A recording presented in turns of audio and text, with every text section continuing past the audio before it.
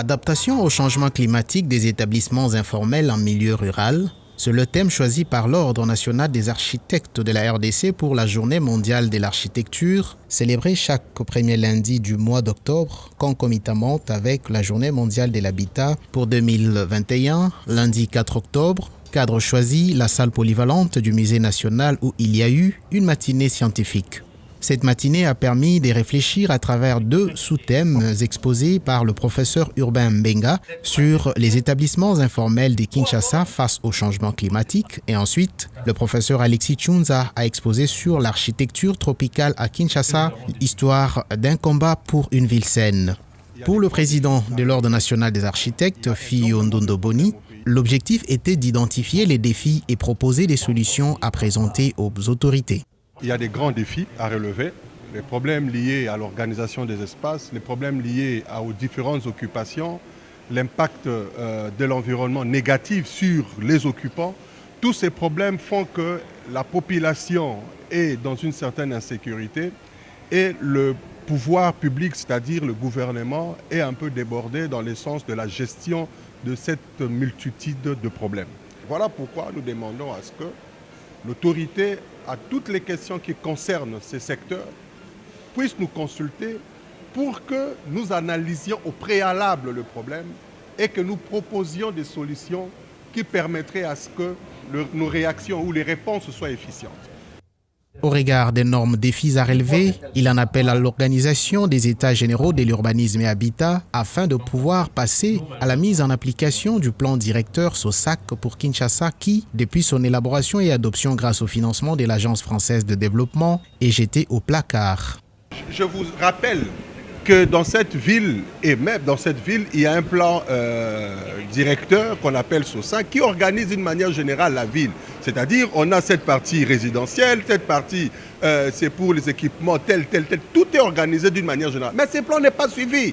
Tout le monde fait les histoires telles qu'il pense, sans tenir compte de ces plans tels que ça a été fait de manière à ce que la ville soit correctement gérée. Et je pense que nous, en tant que professionnels du secteur, nous allons prendre des dispositions appropriées à l'issue de nos états généraux que nous allons organiser ultérieurement pour que la discipline rentre et que ces plans, les schémas et les histoires qui existent soient correctement mis en pratique. Le représentant du ministre de l'Urbanisme et Habitat a indiqué que l'habitat ou le peuplement de la planète est l'élément premier dans la production des carbones. D'où le développement des périphéries des villes doit se faire selon une bonne planification. Il a aussi insisté sur l'application de la police des constructions qui est le permis de construire. Et le délégué du ministre d'État à l'aménagement du territoire a quant à lui promis son accompagnement aux architectes afin de soutenir la construction et le développement des villes dans les normes afin de préserver l'environnement.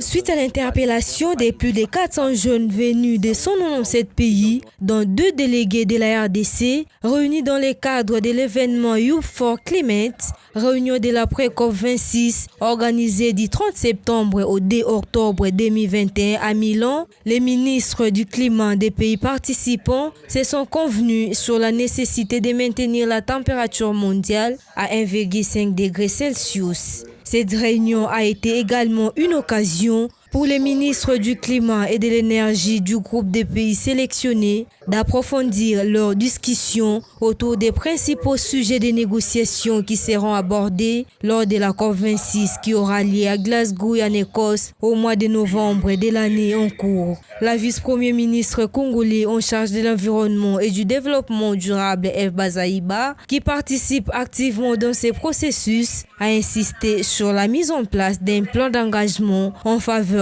de cette ambition. Cette dernière réunion avant la COP26 a réuni les ministres de l'environnement de plus de 40 pays, les secrétaires de la Convention de l'ONU sur les changements climatiques et ses organes subsidiaires et certains acteurs de la société civile qui jouent des rôles importants dans la lutte contre les changements climatiques. Notons par ailleurs que ces discussions devront aboutir à la mise en place d'un agenda concret et réaliste en termes de résultats au COP26 à Glasgow. Le 4 octobre de chaque année est célébrée la Journée mondiale des animaux, initiée par l'Organisation des Nations Unies et qui vise à promouvoir aussi bien la protection de nos animaux de campagne que celle des animaux sauvages en voie de disparition. Depuis 1929, cette date était recrutée dans le but de militer en faveur des droits des animaux, de sensibiliser l'opinion à leur cause, de lutter contre les injustices dont ils sont victimes. C'est aussi une occasion de rappeler que bien des espèces animales sont en danger très souvent à cause de l'homme et de l'impact de son activité sur leur habitat naturel.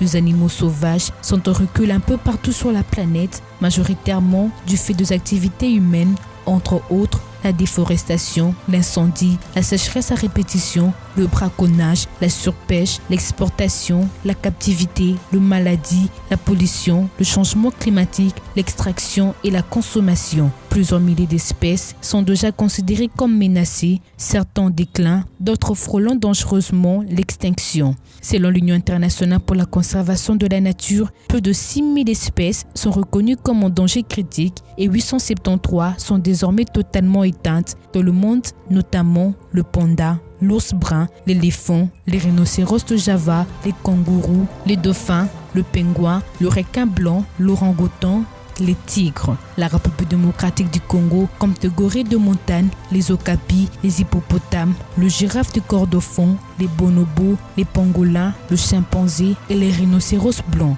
La protection de ces animaux en voie de disparition est une nécessité pour la biodiversité et la stabilité de l'écosystème planétaire.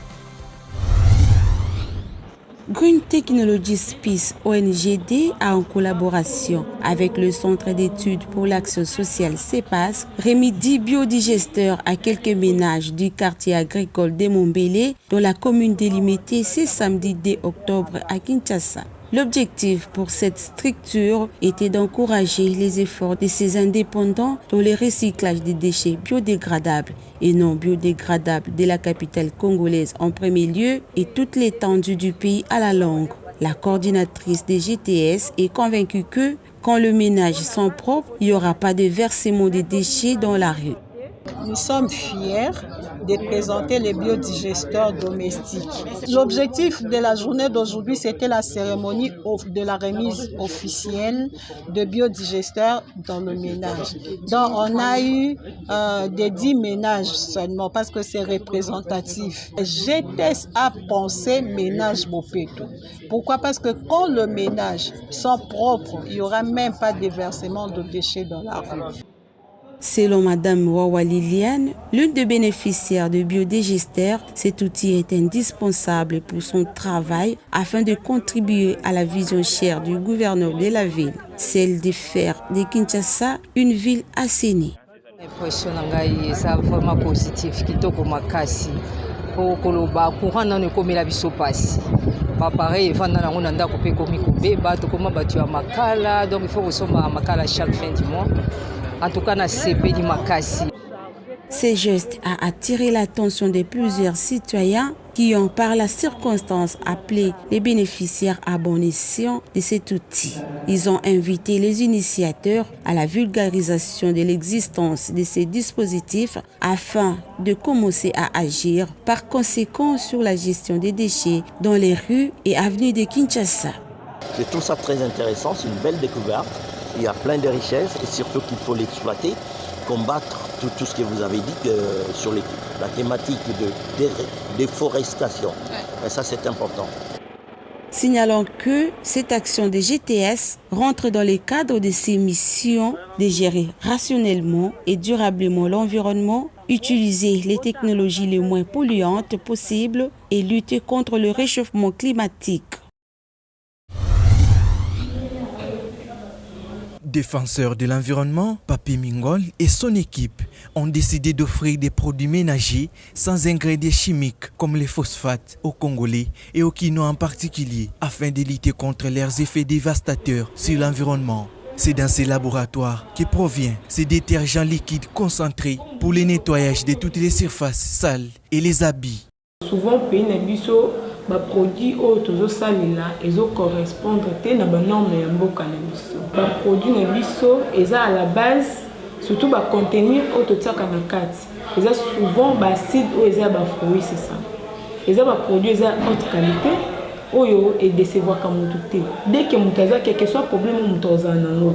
On parle environnement, maison, immeuble, problème de son mutaza nango. Dès qu'elles sont mis produits ne biso à utiliser, résultats efficaces, c'est ça.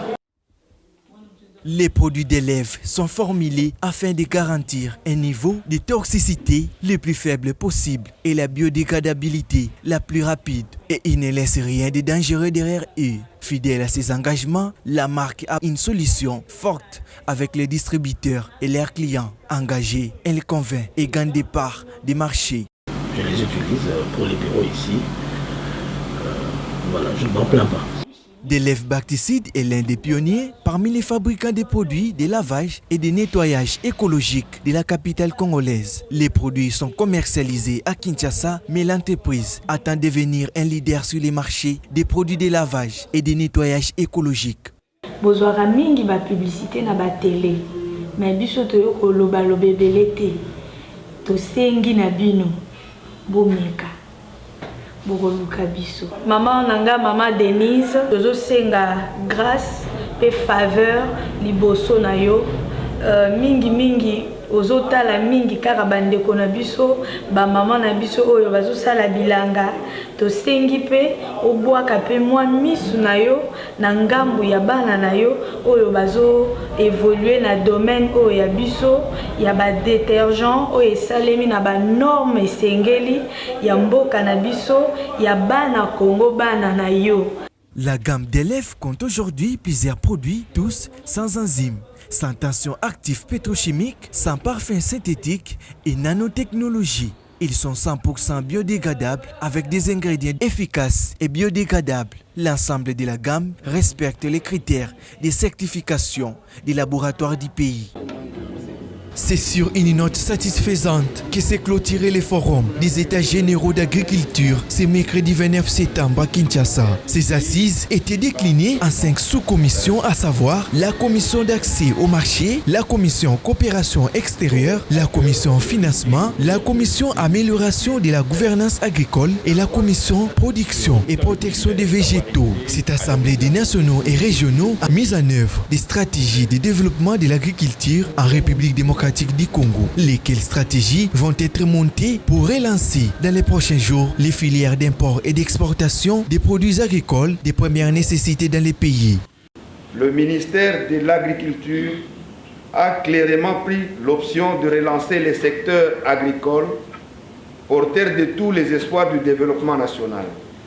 Désormais, aux côtés notamment du tourisme, de la transition écologique, l'agriculture redeviendra réellement dans ce pays la priorité des priorités, pour paraphraser Monsieur le Premier ministre, chef du gouvernement. La réussite de vos assises démontre la capacité de vos expertises à s'approprier les conclusions qui en découlent afin de participer à la promotion du secteur agricole porteur de croissance économique et durable. Au total, 105 recommandations ont été retenues et adoptées après un vote en unanimité par les différentes commissions. Les différents membres sont convaincus que le déclenchement de la croissance économique du pays dans ce secteur devrait ipso facto passer par la facilitation d'accès des appuis techniques et financiers, par la promotion des produits Made in RDC ainsi que par la résolution des problèmes liés à l'aspect de la qualité et du prix de ces denrées sur les marchés. Les recommandations ci-après ont été formulées par les différents groupes. 1. Désenclaver les bassins de production sur l'ensemble du territoire national. Mécaniser l'agriculture dans les zones appropriées. Finaliser le processus de mise en place de la loi portant sur les activités sémencières. Valoriser le savoir-faire du paysan. Instaurer une métrologie des eaux utilisées en agriculture, mettre en place des stations d'analyse de la qualité de l'air et enfin, doter les laboratoires spécialisés des moyens pour analyser la qualité des sols.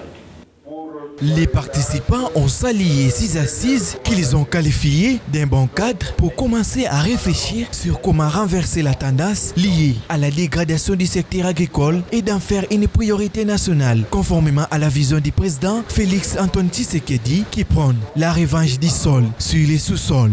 On doit chercher les mécanismes, les méthodes, à qui est-ce qu'on peut donner cet argent. Est-ce que réellement il va investir dans le secteur de l'agriculture ou bien il va investir dans un autre secteur? Alors l'argent ne peut être accordé qu'à ceux-là qui ont la volonté de développer l'agriculture. C'est en local ce forum a rassemblé les ministres provinciaux, les organisations des producteurs, les autorités traditionnelles, les universités et institutions de recherche, ainsi que des experts et d'autres participants venus de toutes les villes de la RDC.